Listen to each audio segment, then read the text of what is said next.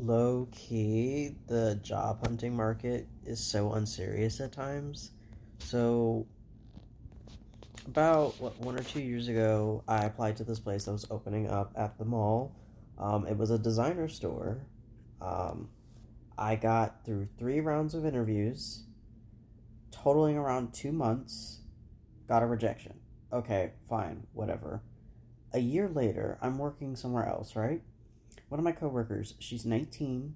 The only job she had before was a server job, and the store we were working at is not exactly like high end retail. It counts, but it's not really. It's geared towards a lot of like college kids or like 17-year-olds. It's a really popular brand, but not the same type of caliber, if that makes sense. Anyway, so this is how she got hired. And this is not even out of jealousy. It's more like, huh, I was just never going to be the fit that they were looking for, the fit. So, preface, she looks completely different than I do. But she was working in the fitting room. She was on the phone with her boyfriend while working on the clock. The manager of the store that I applied to like a year or so prior. A designer store that, those are hard to get into, saw her working because she was a customer at the time, asked her if she wanted a part time job. A few days later, they had like a little coffee interview, and within a week, she was hired. No high end luxury retail experience at all, whatsoever.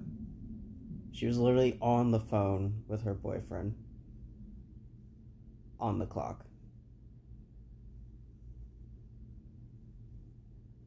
I had 9 years of retail experience, two in a luxury setting. And I don't know if it's just I don't interview well, which I'm assuming that's what it is, partially, besides, the current market. But it was like, that's cool for her. However, it, it just makes you wonder how unserious the job market actually is if you just don't check a certain box and you never know what the box is. Um, but honestly,